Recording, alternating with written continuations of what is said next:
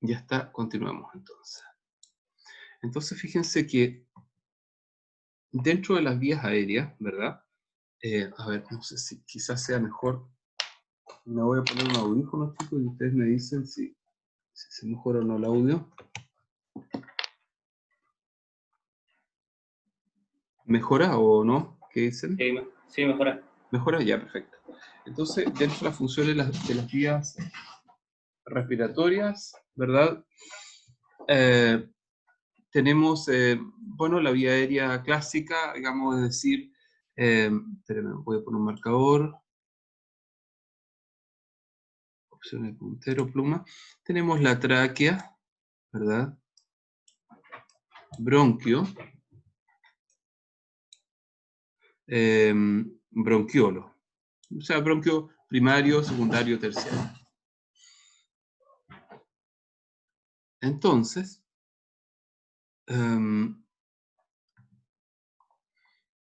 cada una de estas pequeñas estructuras, cuando ya llegamos a la porción bronquial, donde está en el fondo, donde se encuentran las bolsas alveolares, esta porción bronquial es muy importante porque está contenida de una gran cantidad de musculatura lisa.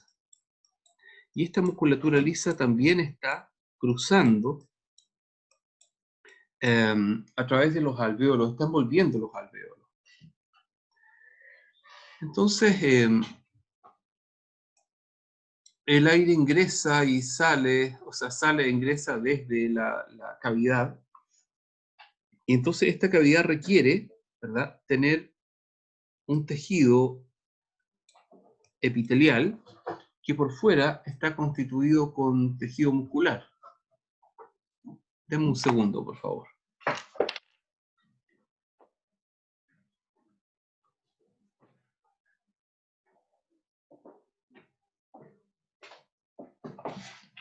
Y este tejido muscular, perdónenme, este tejido muscular que está en el exterior, entonces puede obliterar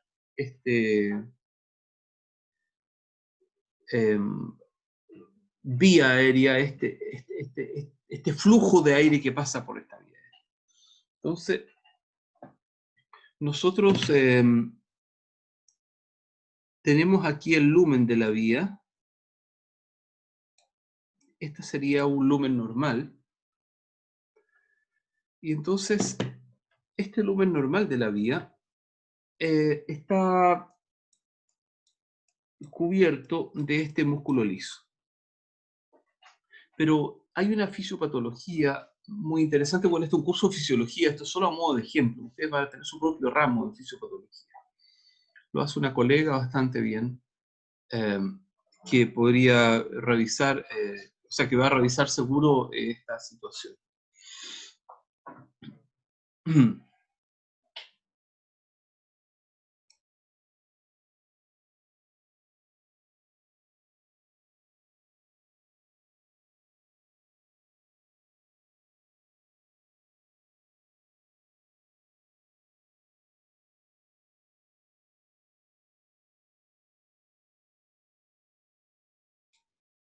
Ok, entonces, el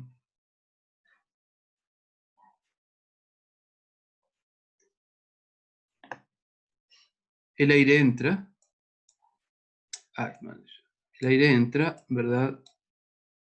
Y sale, y entonces cuando el aire entra y sale produce una pequeña vibración de la vía aérea. Eso es totalmente natural. Y esta vibración, que está dentro de parámetros normales, está asociada a una ley que se llama la ley de Poiseuille. Se las voy a mencionar enseguida. La ley de Poiseuille relaciona la densidad de la sustancia que fluye con el lumen de la sustancia que fluye, y por lo tanto esta densidad del aire no es un valor significativo. Entonces, ¿cuál es el valor significativo en una patología como el asma? El lumen de la estructura. Entonces, fíjense ustedes que en el caso del asma ocurre un fenómeno muy curioso. La pared, ¿ya? Bronquial, bronquiolar en realidad, tiene, bueno, vasos sanguíneos, sistema inmunitario, qué sé yo, etc. Sufre un proceso proinflamatorio. Proceso proinflamatorio liderado fundamentalmente por interleuquinas, la interleuquina 2, por ejemplo, y la interleuquina 6.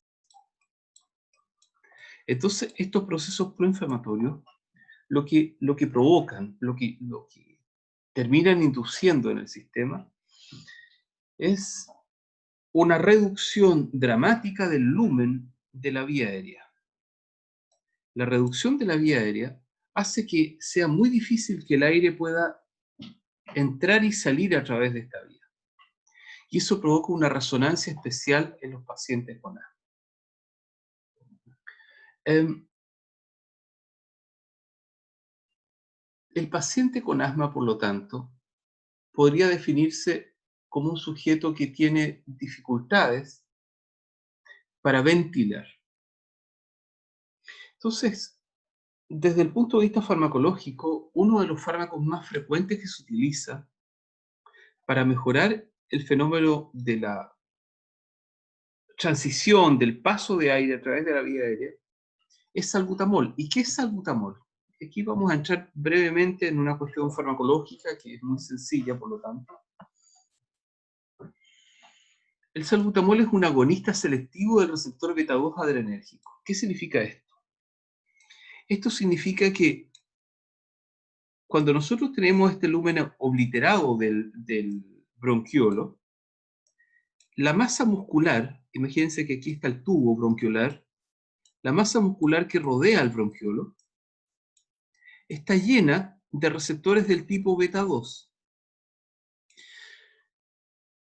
pero no se están ocupando de forma importante porque el sujeto está teniendo una cantidad de norepinefrina circulante típica. Entonces, cuando el sujeto inhala salbutamol, hay un paso muy abundante de esta molécula hacia el tejido muscular. Y entonces, de inmediato lo que ocurre es que este tejido muscular comienza a relajarse, porque este es músculo liso. Y al comenzar a relajarse, entonces, se puede decir que se agranda un poquito el diámetro completo por fuera de la vía aérea, y entonces el sistema deja de estar tan cerrado, tan obliterado.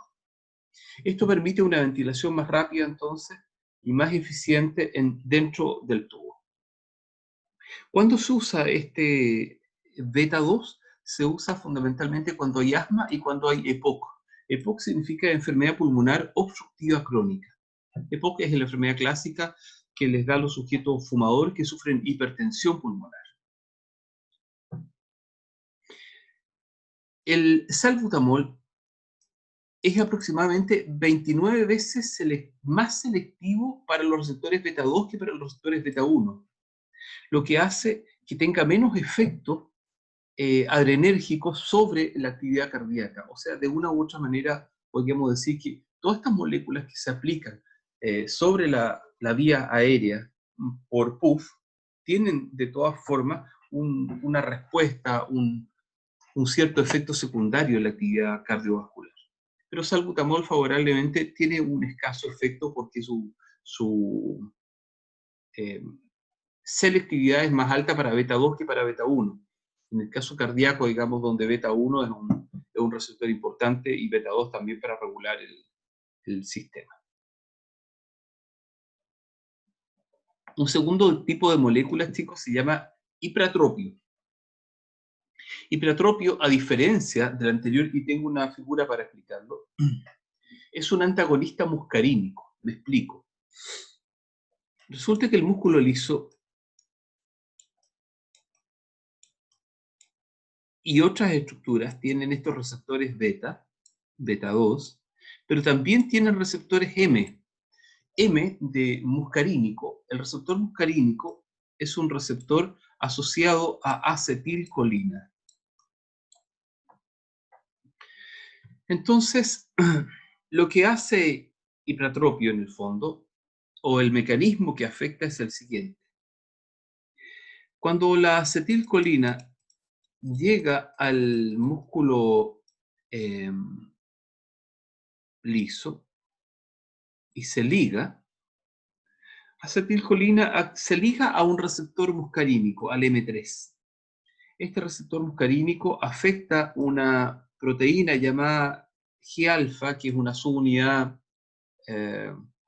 del sistema, digamos, de transmisión de excitación intracelular. Entonces, esta G-alfa actúa sobre una fosfolipasa C, y esta fosfolipasa C actúa como segundo mensajero dentro de un receptor que se llama receptor IP3, inositol fosfato 3. Y entonces, cuando se activa este receptor, sale calcio del retículo endoplasmático. Y entonces, este calcio, ¿verdad?, es el que en el fondo produce la broncoconstricción. Entonces, si nosotros tomamos hipatropio y lo colocamos en el sistema, hipatropio lo que hace es bloquear el receptor. Al bloquear el receptor no ocurre la transducción de la señal que abre los retículos sarcoplasmáticos o endoplasmáticos con calcio, y al no salir calcio no hay broncoconstricción. Entonces, hipratropio es un mecanismo distinto, voy a ir al anterior, que salbutamol, porque salbutamol es un mecanismo beta 2, pero hipratropio es un mecanismo M3. Entonces, si ustedes revisan aquí esta gráfica, dice, por ejemplo, asma moderada, asma severa. Observen bien.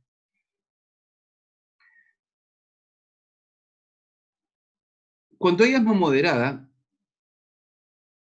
un control con un hipratropio no hay gran diferencia. Hay una reducción muy bajita. Pero cuando hay asma severa, se nota la diferencia. Y la diferencia es tremendamente importante, de un 53% a un 38%. O sea, hay un p-valú estadístico por sobre 0.05%. Eso significa que la diferencia estadística es significativa. De modo que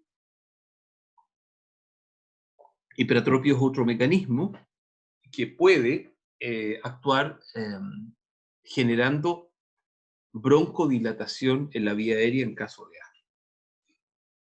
Otro fenómeno muy interesante es el fenómeno asociado al uso de teofilinas. La teofilina es una molécula muy antigua que se vende en el mercado farmacéutico derivado de las familias de la metilxantina.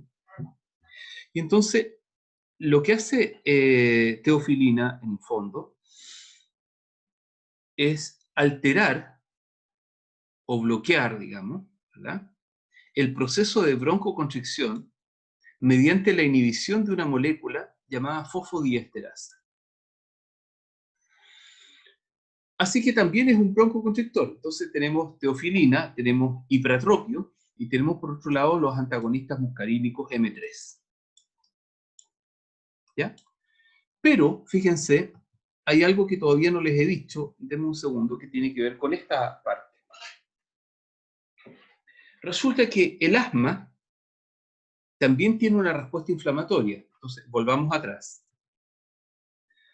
El asma es un trastorno heterogéneo que se caracteriza por la obstrucción variable del flujo aéreo, inflamación e hiperreactividad en las vías respiratorias. Lo que significa que por cualquier cosa, por un pelo de gato, por polvo suspendido en el aire, qué sé yo, la persona tiende a hacer una gran respuesta que implica obstrucción de la vía aérea. A veces, el asma se revierte espontáneamente y otras veces requiere un tratamiento. Entonces, dentro de las etiologías, alergenos, infecciones virales en el adulto, por ejemplo, normalmente si son chicos que tienen asma, el asma se transforma en un problema frecuente.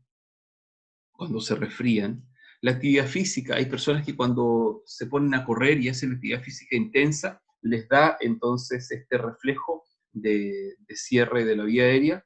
Algún irritante de la vía aérea, obviamente, hoy día que están tan de moda, por ejemplo, los gases lacrimógenos. Y el uso, fíjense, frecuente e incesante de AINES. ¿Qué son los AINES? Los antiinflamatorios no esteroidales.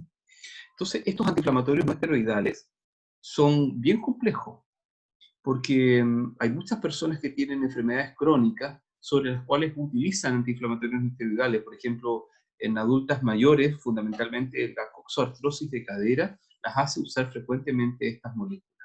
Y estas moléculas usadas en frecuencia entonces inducen desgraciadamente este trastorno respiratorio. Entonces aquí, en la vía inflamatoria, fíjense, y aquí quiero ligarlo con AINES a propósito, para que no haya una confusión.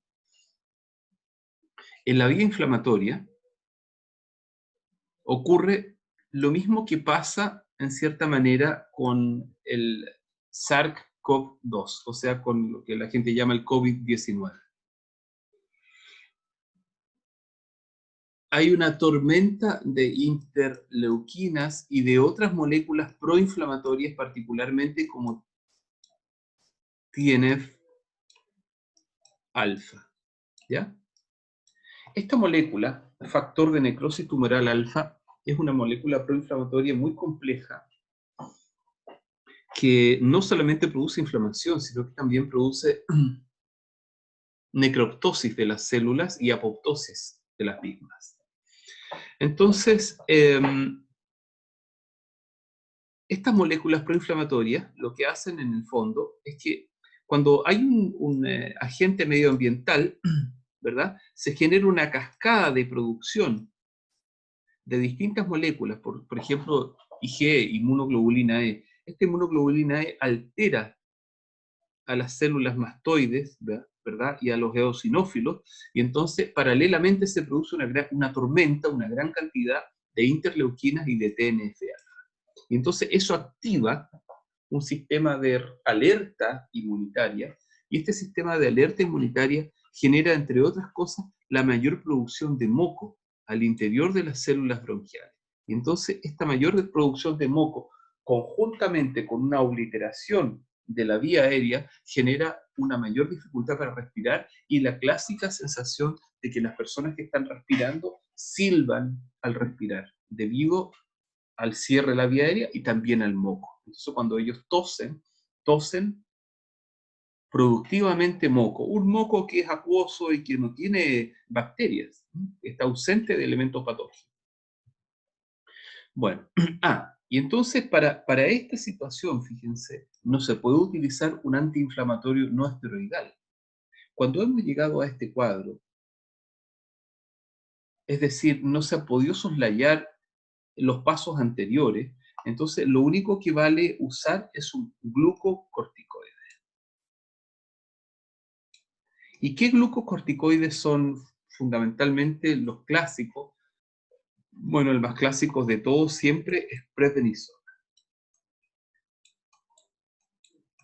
Y hay una serie de familias de glucocorticoides en el futuro, pero eso ya es ambiente, creo yo, de un curso de fisiopatología. ¿Hay alguna pregunta?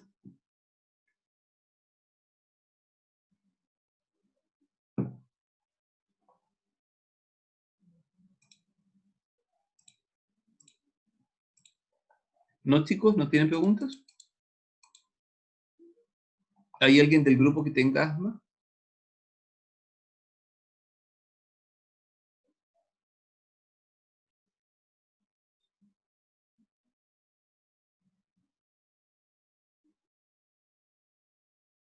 Bien, sigamos.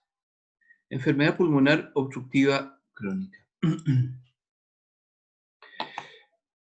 La EPOC es una enfermedad clásica.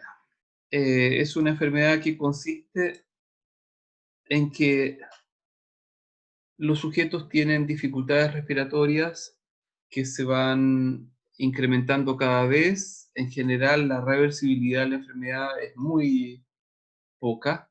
La mayoría conduce a la muerte inevitablemente en todas partes del mundo. En Estados Unidos, la cuarta causa de muerte, después de la enfermedad cardíaca, cáncer y la enfermedad cerebrovascular. La cuarta causa de muerte. El origen de la causa es bien clara: fumar. No hay ningún fumador crónico que en general se vaya a escapar de algún grado de EPOC. La EPOC comprende un grupo diverso de síntomas clínicos que comparten las características comunes de las limitaciones del flujo de aire expiratorio. O sea, el problema del EPOC no es tanto el aire inspiratorio, el problema no es inspirar, el problema es expirar. O sea, dicho de una manera fisiológica, chicos, y bastante extrema, el problema de la EPOC es que va aumentando gradualmente el espacio muerto anatómico. La Sociedad Americana del Tórax define al EPOC en términos de bronquitis crónica y enfisema. La bronquitis crónica se caracteriza por síntomas clínicos de tos excesiva, producción de esputo continuo. Estas personas están siempre escupiendo y cuando se ríen tosen. Y enfisema se refiere a una disnea crónica que resulta de la expansión de los espacios aéreos y la destrucción del tejido pulmonar.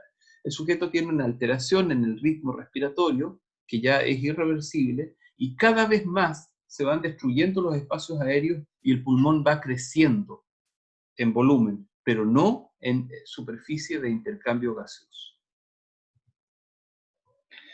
Entonces aquí tenemos, por ejemplo, un parénquima pulmonar sano, y aquí tenemos un parénquima pulmonar con EPOC. Entonces dice aquí que damos cuenta de varias cosas. Por ejemplo, damos cuenta de una gran cantidad de producción de moco y damos cuenta de destrucción de los espacios alveolares. Todos estos alveolos que están marcados aquí son alveolos muertos. Este está muerto, este va en proceso de morir.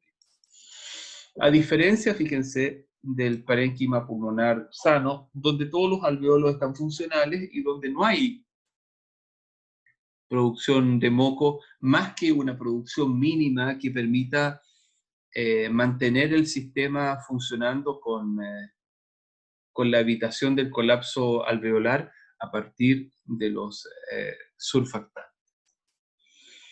Bueno, esto ya lo dijimos, ¿verdad? El factor de riesgo importante, el más importante de todo, fumar cigarrillo. Hay ciertas profesiones en las cuales el EPOC resulta también frecuente, fíjense. Todas las personas que se someten a trabajos como, por ejemplo, ser pintores de brocha gorda, porque tienen que trabajar con sistemas de raspado de paredes, qué sé yo, tienen que respirar sustancias irritantes, y entonces todos estos polvillos también producen EPOC. Y también en la minería es muy frecuente porque en la minería los sujetos tienen que estar expuestos todo el tiempo a polvillos micronizados de distinta naturaleza, polvillos metálicos, por ejemplo, en las fundiciones mineras. Y entonces estos polvillos, bueno, no solo les diré que no solo provocan EPOC, sino que además provocan demencia temprana. En general, la vida, por ejemplo, de los sujetos en la minería siempre es muy dura en la vejez debido a estas graves contaminaciones que han tenido durante su vida adulta.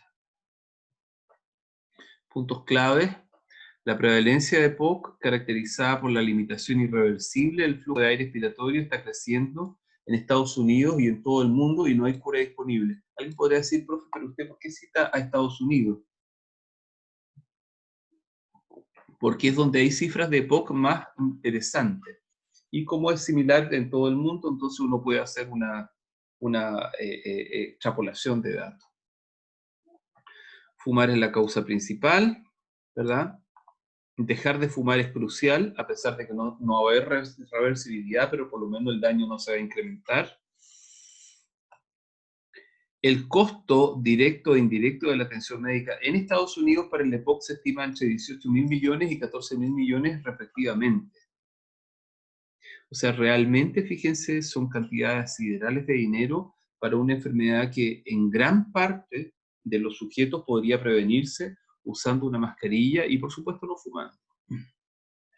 El uso regular de broncodilatadores e inhaladores para prevenir y aliviar los síntomas es el pilar de manejo. Claro, porque los sujetos tienen grandes secreciones de moco y entonces, y contracción de la vía aérea es una de las formas de aliviar los síntomas, pero en ningún caso es una forma de tratar terapéuticamente el EPOC, insisto. O sea, no hay que hacerse la ilusión de que el EPOC es una enfermedad que tenga algún grado interesante de reversibilidad.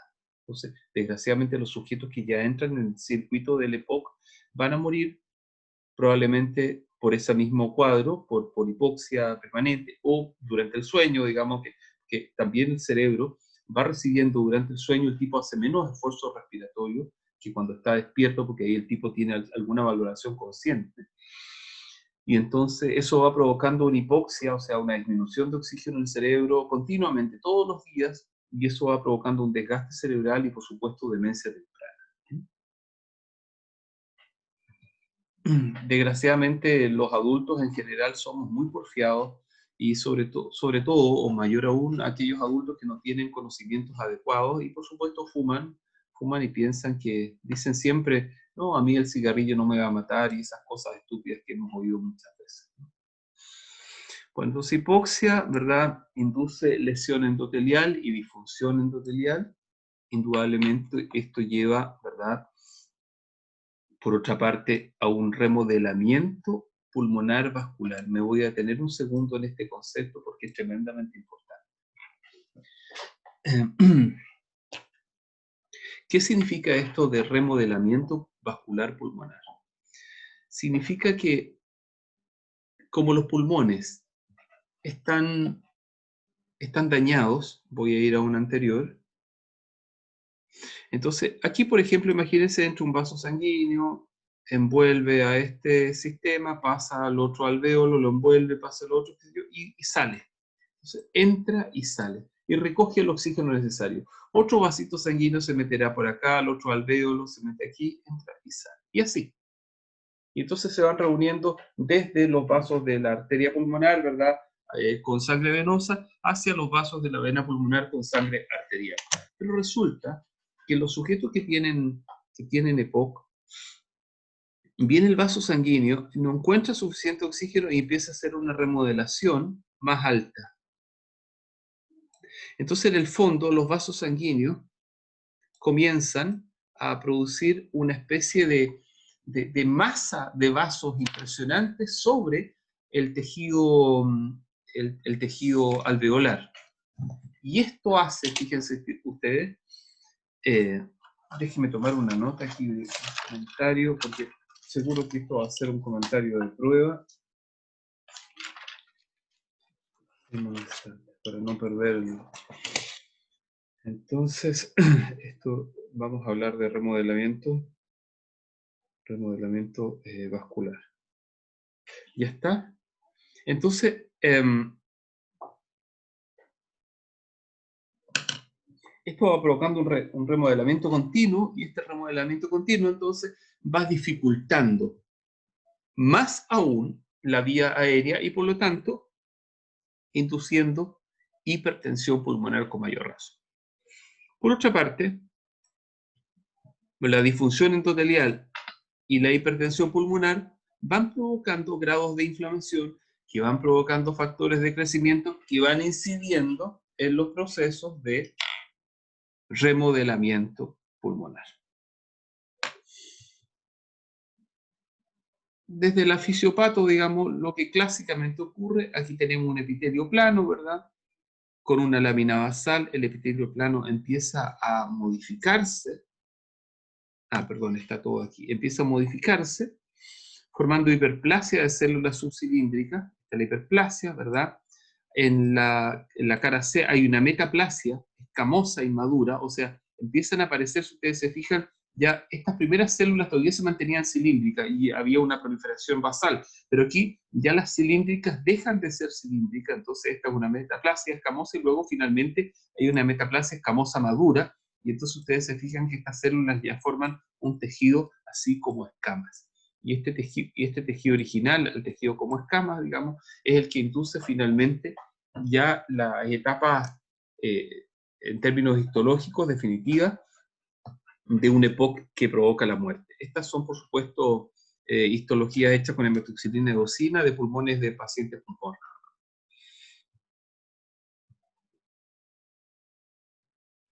Bueno, eso ya lo hemos mencionado, así es que, listo, veamos esa tabla. Entonces, el EPOC, tal cual, imagínense la primera y la segunda figura, estudiantes. En la primera figura tenemos un tórax normal, con el corazón, ¿verdad? Y entonces el diafragma. Si ustedes se fijan, el diafragma tiene una zona, chicos, muy importante, llamada zona de aposición. O sea que no es que el diafragma esté así, pegado en el fondo del tórax, ¿no? Sino que el diafragma está pegado así, de esa manera, y tiene un borde, que sería ese, que se llama borde de aposición. Cuando uno inspira y expira, el diafragma se contrae, se acorta, y se acorta hasta esta línea. Y luego, cuando se relaja, vuelve a la posición superior. Bueno, en el sujeto con EPOC, si ustedes se fijan, el diafragma pierde esa zona de aposición. Eso primeramente, pierde la zona de aposición. Y en segundo término, si ustedes se fijan, el pulmón empieza a caerse, empieza a aumentar el volumen del pulmón. Pero desgraciadamente aumenta el volumen del pulmón, pero como les decía al principio, no aumenta el volumen de superficie de intercambio respiratorio, porque está aumentando el volumen del pulmón porque el tejido está sufriendo una remodelación.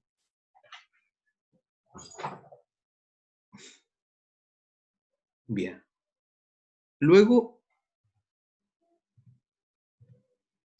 esto conduce, ¿verdad?, a un fenómeno, esta remodelación conduce a un fenómeno llamado hiperinflación pulmonar.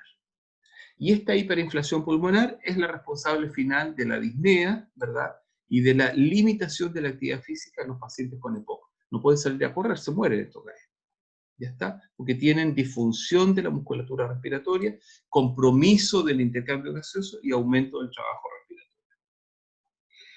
¿Preguntas?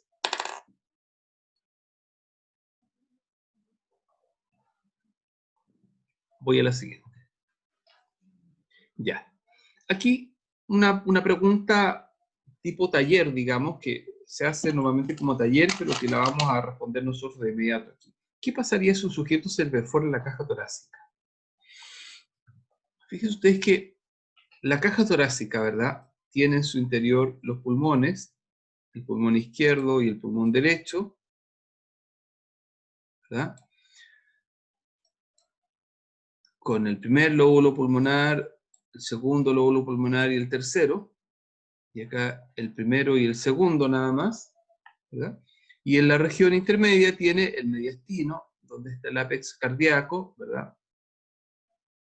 Ahí están los atrios cardíacos, qué sé yo, etc. La aorta, la tráquea, todo superpuesto en la radiografía, ¿verdad? Eso se ve en la silueta. Pero ¿qué tenemos acá? Acá tenemos un pulmón que tiene apariencia normal. Bueno, hay un poco de compromiso ahí.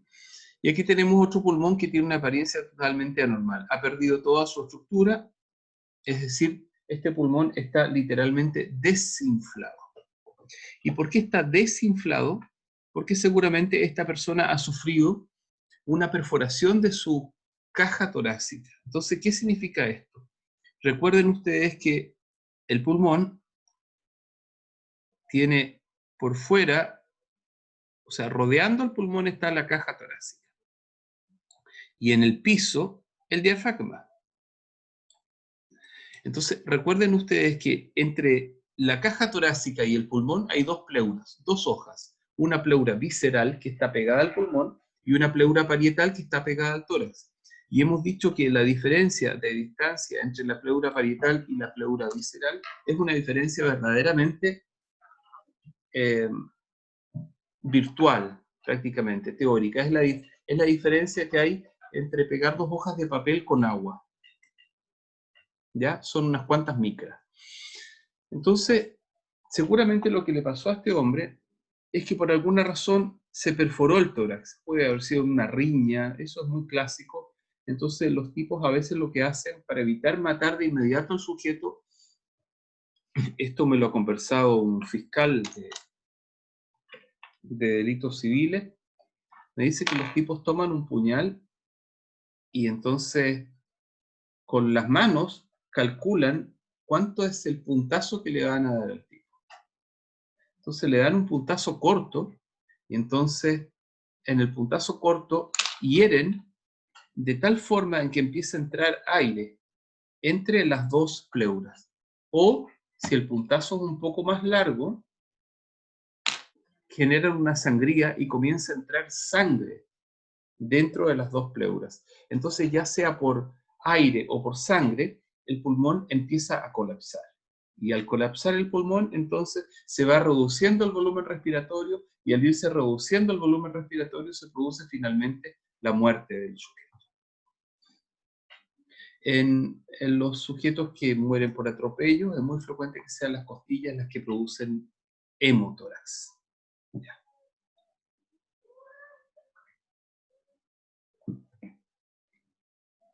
Esta es simplemente una tabla de revisión, chicos, mostrando el aire atmosférico, 78% de nitrógeno, ¿verdad?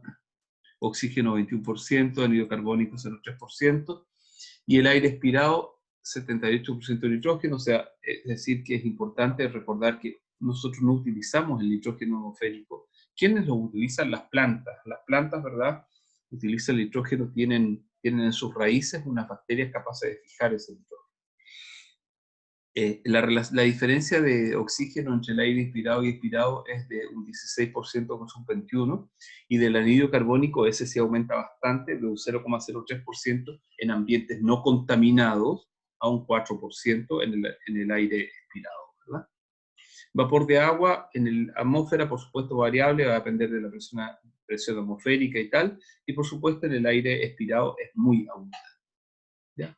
Y un gas noble, por ejemplo, como control, el argón está en un 0,9% en el aire inspirado y un 0,9% en el aire expirado. O sea que el argón tiene un reflejo similar un poco a lo que hace el nitrógeno, ¿no? Es un gas inerte para nosotros, pero a diferencia del nitrógeno, el argón es un gas noble, ¿verdad? Está en la última trama en la tabla periódica y por lo tanto no se mezcla químicamente con el sistema. Bien. Regulación de la respiración. La respiración, ¿verdad? No es algo de lo cual nosotros tengamos que estar conscientes. Dijimos que los sujetos con EPOC pueden estar en parte del día conscientes porque ellos realmente al tener la dificultad respiratoria se dan cuenta, obviamente, y hacen a veces estrategias para mantener su frecuencia respiratoria. Pero la frecuencia respiratoria, cuando estamos durmiendo, por ejemplo, se encuentra absolutamente refleja y en general durante todo nuestro día en un sujeto típico es refleja. Nadie está recordando cómo respirar. Entonces, ¿quién la regula? Bueno, la regula el tronco del encéfalo. Particularmente una región, ¿verdad? El bulbo raquídeo y la protuberancia. El bulbo raquídeo tiene una región, ¿verdad? Dos regiones en realidad, el grupo respiratorio dorsal y el grupo respiratorio ventral, y la protuberancia, ¿verdad? Tiene el centro neumotáxico y el centro apnéusico. También se le puede decir amnéutico, pero yo siempre he acostumbrado a decirle apnéusico, ¿ya? Entonces, este sistema está en el tronco del encéfalo. Entonces, vamos a ir al esquema. Aquí estamos, ¿verdad? En el tronco del encéfalo. Entonces, aquí está el área neumotáxica, el cerebro medio, ¿verdad? El área neumotáxica, el área apnéusica, esto es la protuberancia, o puente le llaman algunos, y esto es el bulbo raquídeo, otros le llaman también médula oblonga.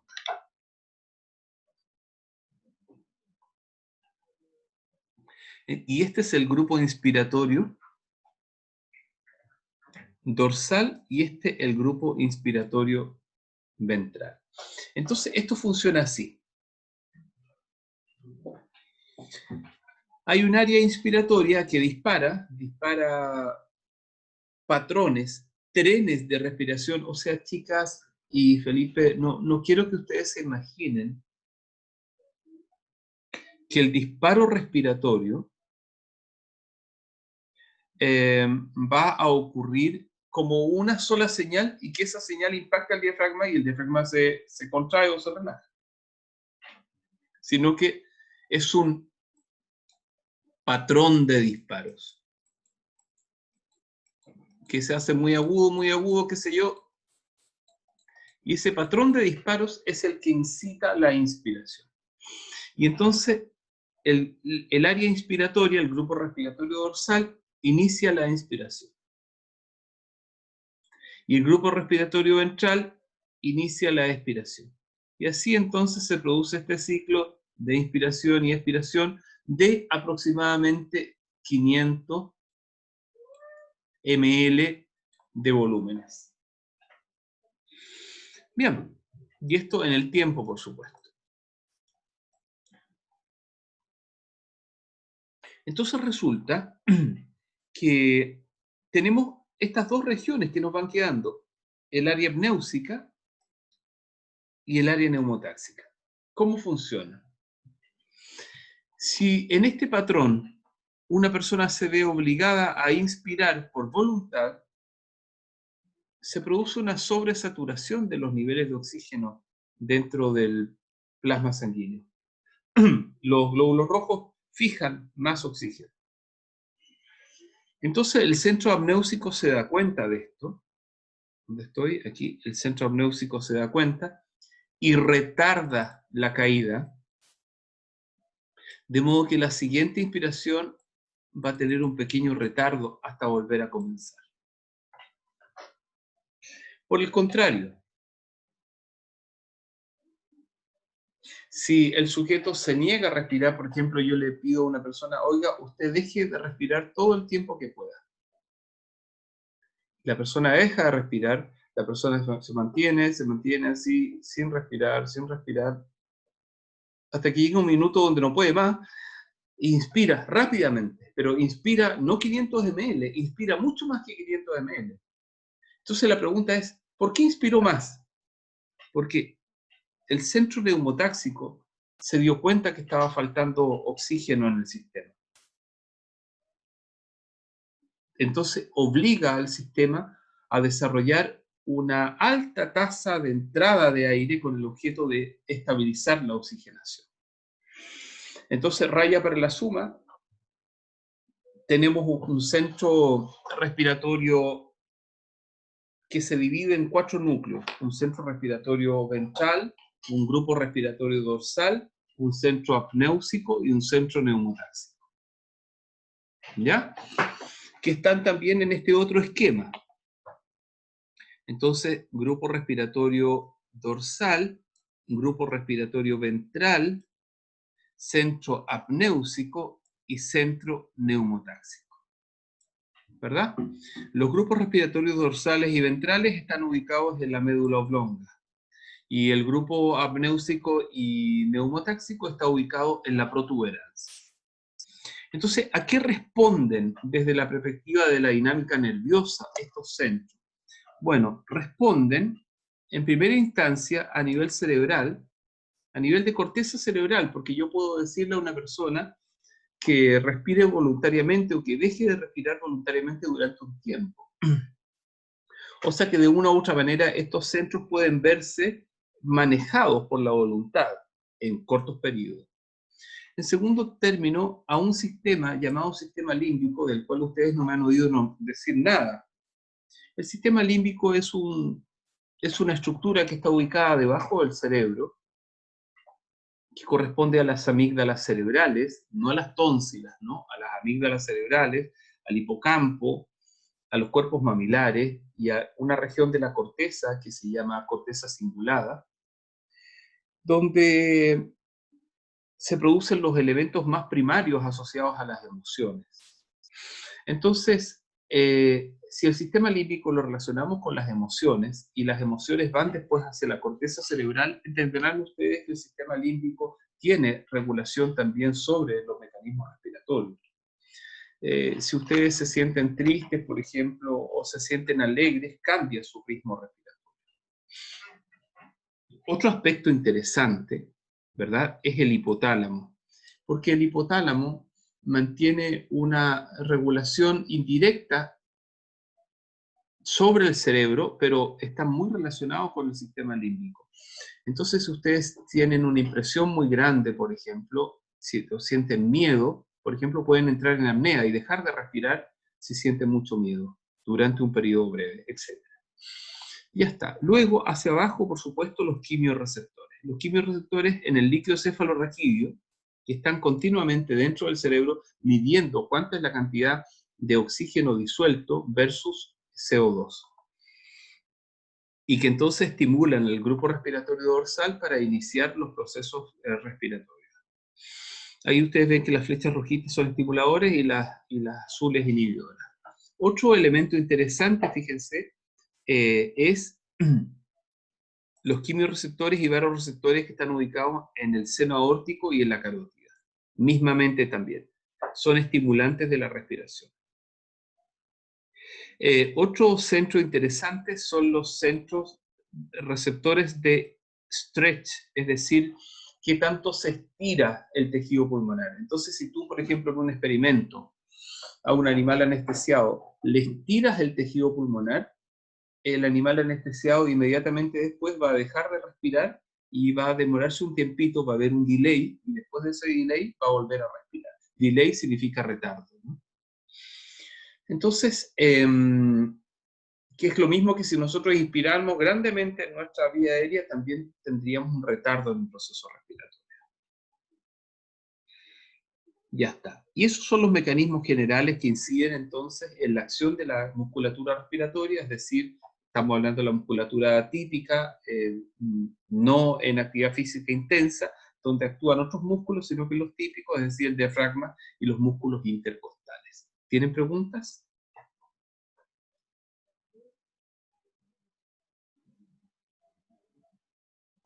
No, profe. Dime. No, dije que no. ¿Ah, que no? ¿Ah, que no? Ah, pensé que sí. Ya, ok. Bien, a esto es lo mismo, así que no lo voy a volver a mirar. Centros pulmonares inspiratorios, ¿verdad? Ya lo vimos. Esto lo pueden leer después en la diapito, que les puse una diapito en la página.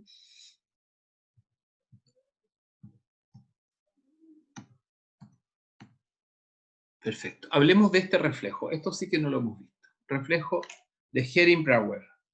¿En qué consiste este reflejo? Este es el reflejo de distensión o estiramiento que les planteaba, pero no se los había hablado ahora como reflejo, o reflejo de insuflación pulmonar. Entonces vuelvo a repetir el reflejo. Tú tienes una rata anestesiada y con una manguerita la metes por la vía aérea y con una perita de goma le metes aire. Hasta no hacer reventar, por supuesto, los pulmones, pero abundantemente. Entonces, se lo metes una vez, sus pulmones se estiran, luego sacas la valvulita y te das cuenta que la rata estaba respirando así, las ratas respiran cortito y rápido así, y después de hacer eso que tú hiciste, así, pasa esto. Entonces la pregunta es, ¿por qué quedó este delay? Este delay quedó por el reflejo de Hering-Brauer, que se llama reflejo de distensión o estiramiento, o reflejo de insuflación pulmonar. Su función es impedir el llenado excesivo de los pulmones. Cuando se estimulan los receptores de estiramiento, los pulmonares llegan a un umbral crítico e inducen la interrupción de la inspiración e inhiben el centro apnéusico, produciendo la expiración más prolongada.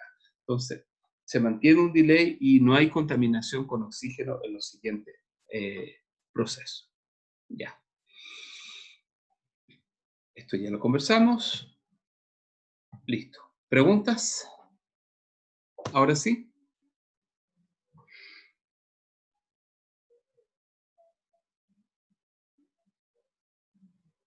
¿No? No. Ya. Bueno. Entonces ahora, chicos, vamos a continuar entrando de inmediato en el sistema cardiovascular.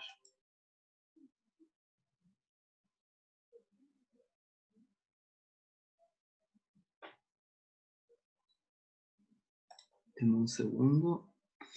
Hay un detalle. Voy a pausar la grabación en este instante. Espérenme.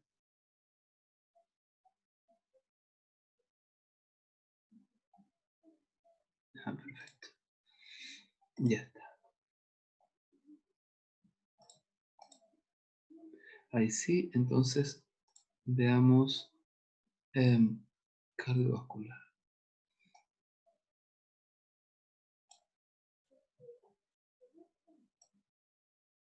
Aquí está.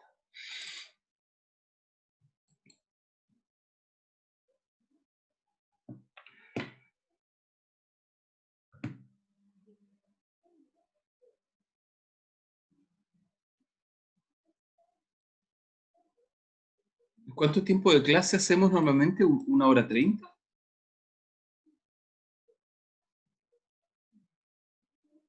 Felipe, cuéntame tú.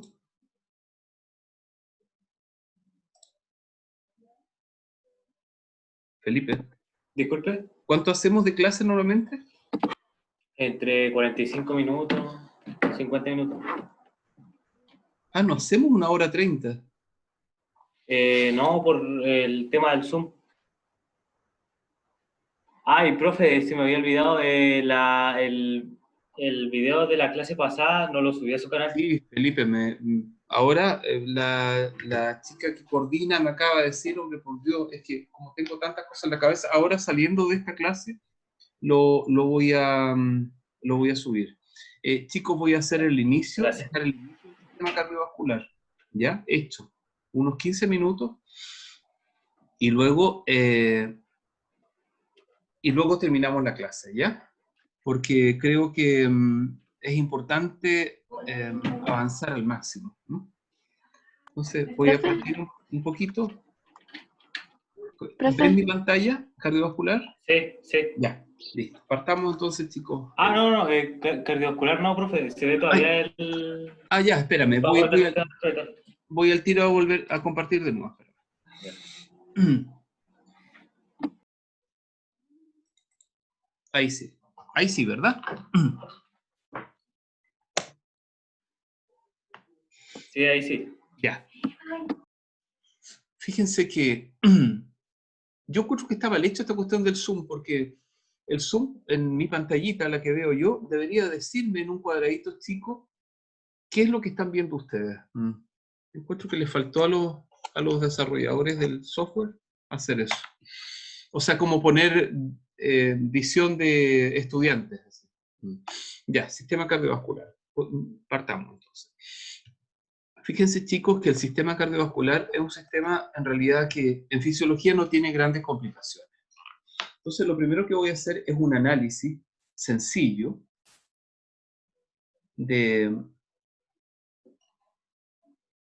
sistema cardiovascular, sencillo. Miren, espera, voy a poner un puntero, perdónenme.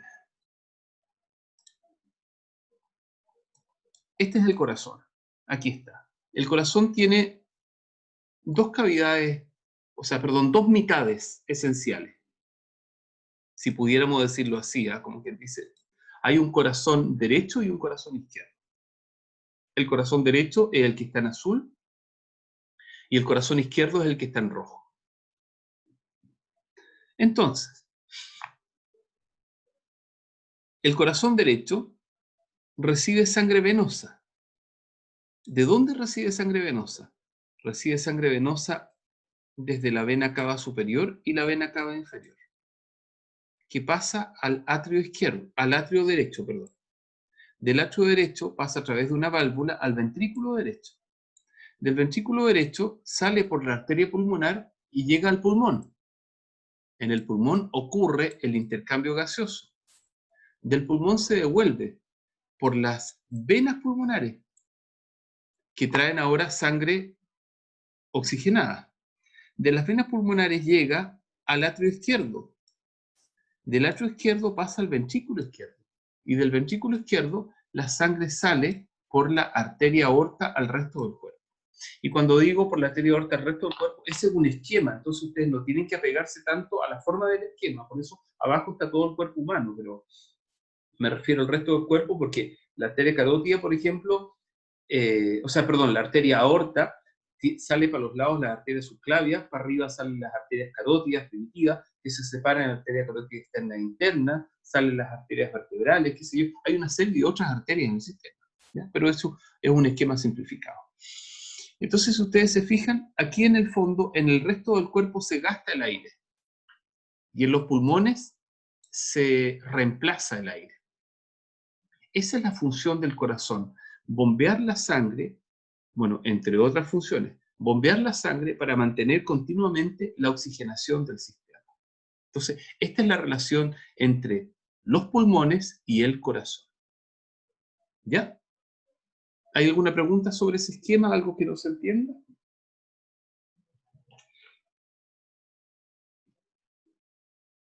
Francisca, ¿hay alguna duda?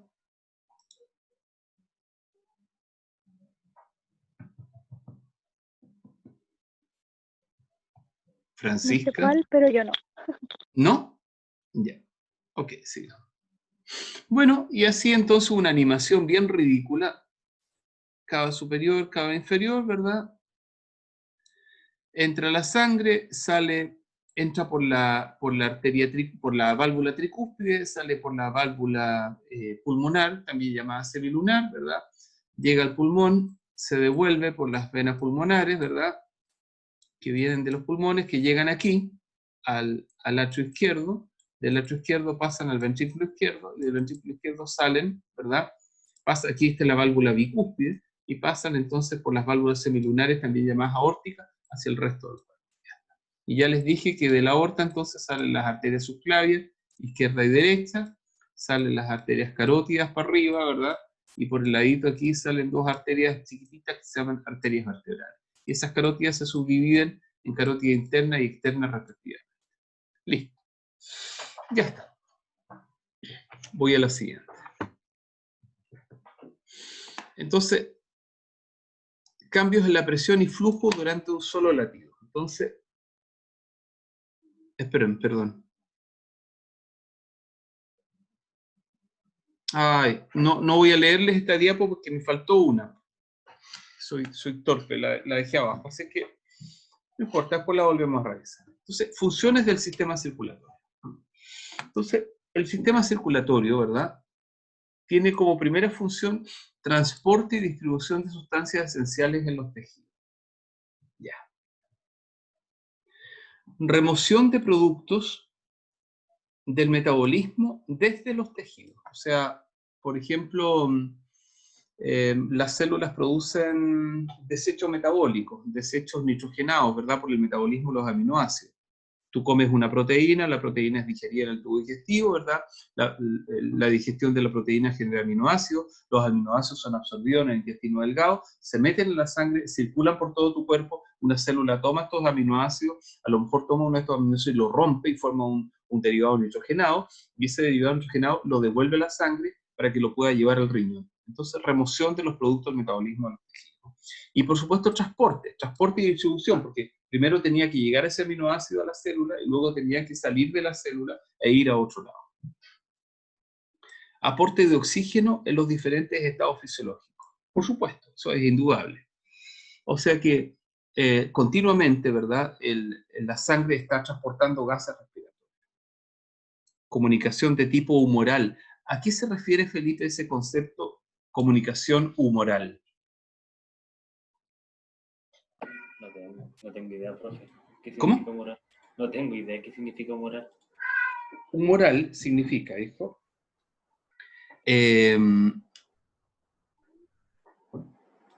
la participación de los humores. ¿Y qué son los humores? Las hormonas. ¿Ya? Comunicación, por lo tanto, de tipo hormonal. O sea, por ejemplo, tú eres varón, tienes glándula tiroides, tu glándula tiroides tiene que llegar, por ejemplo, a las células de tus músculos en las piernas, y hay bastante diferencia de distancia. Entonces, para que llegue T3 y T4 a tus piernas, debe llegar a través del sistema circulatorio endocrino. Y por lo tanto, eso es una comunicación de tipo humoral. ¿Ya? Y finalmente, regulación de la temperatura corporal, porque continuamente, ¿verdad? Por ejemplo, yo ahora hace frío en casa, a pesar de que está la estufa encendida, pero hace frío, tengo mis manos heladas. Entonces, ¿por qué las manos están frías? Porque al hacer frío, mis vasos sanguíneos periféricos sufren vasoconstricción. ¿Para qué? Para mantener ciertos núcleos del cuerpo más calentitos, como el cerebro, el hígado, el vaso, ¿verdad? El abdomen, etc. el tejido pulmonar. Entonces, siempre se prefiere, o sea, el sistema circulatorio es un verdadero regulador de la temperatura corporal, porque cuando es verano, por ejemplo, entonces, y ha aumentado mucho la temperatura corporal, entonces, por ejemplo, se siente calor en los pies, en las orejas, precisamente porque las orejas sirven para producir, ¿cómo se denomina esa palabra? Bueno, pérdida de calor. Hay un nombre exacto que lo he olvidado. Por convección. Bien, entonces los componentes principales del sistema circulatorio, y por aquí vamos a quedar en esta parte, son la bomba cardíaca, los túbulos de distribución, ¿verdad? Los túbulos de distribución que son vasos cada vez más delgados que llegan al resto del cuerpo, un sistema capilar, y el sistema capilar tiene túbulos colectores, y esos túbulos colectores van de vuelta a la bomba cardíaca. Chicos, les voy a sugerir lo siguiente. Ahora voy a acabar de subir la primera parte, la voy a buscar porque como tengo tantos cursos de fisiología y he tenido que subir y en algunos son temas similares, me pierdo un poco. Voy a subir la primera parte y la segunda de hoy día. Ahora estudien esto, por favor, y vayan estudiando también el sistema endocrino. No se relajen, porque si no nos va a pillar la prueba, que si no me equivoco, la tengo anotadita por ahí, es el 3 de agosto. ¿Verdad? La primera prueba. Así es que... ¿Sí? Sí. ¿Qué pasó? No sé, que alguien quería hablar. Estoy oyendo, no sé.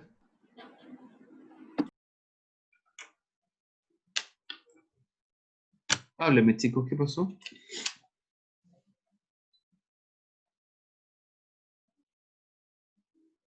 Al parecer alguien quería hablar, pero no sé qué le ocurrió a su micrófono. Ah, ya. ¿No sabes tú de qué se trata la pregunta?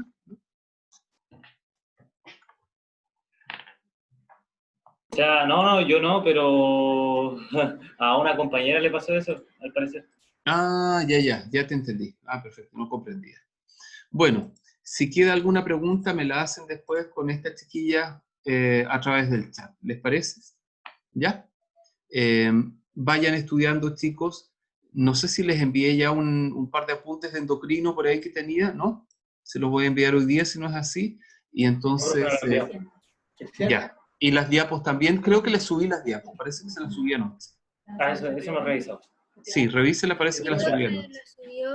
Ya, perfecto. Vayan estudiando, las chiquillos, por favor, no se relajen para que no tengamos problemas y salgan todos impecables en el semestre, ¿ya?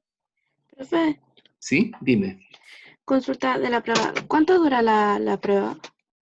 No, ni la he mirado todavía, no la tengo programada. No sé cuántas horas va a durar, pero va a durar algunas horas para que ustedes puedan hacerla sin problemas. Me ha dicho la escuela que se los haga así. Entiendo que sí lo están haciendo los demás colegas también, ¿verdad? Perdón, no les escuché. Sí, profe. Sí. A O sea, ver, es ¿cuál que ha sido la todavía, experiencia? Felipe, cuéntame la todavía, experiencia de otros colegas. A ver. es que todavía esta semana tenemos la primera prueba, Ya. que dura aproximadamente como de las 3 a las 5. Ya, perfecto. Ok, claro. Sí, más o menos eso, más o menos va a ser la prueba que, más o menos la lógica que yo voy a utilizar. Para que tengan tiempo, por si acaso, por la conectividad y toda la macana, y puedan responderla adecuadamente. Lo otro súper importante, pues chicos, me imagino que no está de más nunca decirlo, es la ética. Que ustedes puedan responder una prueba sin copiarse, siendo originales en sus respuestas, ¿no? Ya, chiquillos míos, nos vemos entonces. Les voy a dejar entonces estos... Espérenme, pero tengo una pregunta. Claro, porque la prueba de la próxima semana es endocrino, respiratorio y cardio. Entonces, les voy a dejar esta otra parte de la clase en asincrónico, para que la puedan ver ustedes después en otro momento. ¿Les parece? Sí, profe. Ya está. Entonces, no se olviden de eso. Ya. Un abrazo, chiquillos, que estén muy bien y cuídense. Igualmente. Chao. Sí, dime. Chao. Disculpe, Chao. entonces va a subir 3 videos, la otra parte de este La otra video. parte asincrónica, ¿verdad? más... Y las dos clases que Ex- faltan. Exactamente, exactamente. Y Ok. mira, estoy haciendo aquí al tiro, estoy anotando, espérame, estoy anotando exactamente para que no quede... Mira, tenemos endocrino, ya, eso ya está arriba. Después, respiratorio parte 1, respiratorio parte 2, que es esta, que empieza con cardiovascular, y después la segunda parte de cardio, ¿verdad? Que va a ser asincrónico. Eso es. Ya, chicos, que estén muy Profe, bien. Ok, profe, gracias. Un abrazo a todos, Chao. que estén muy bien, cuídense. Igualmente, chao, Chao. profe.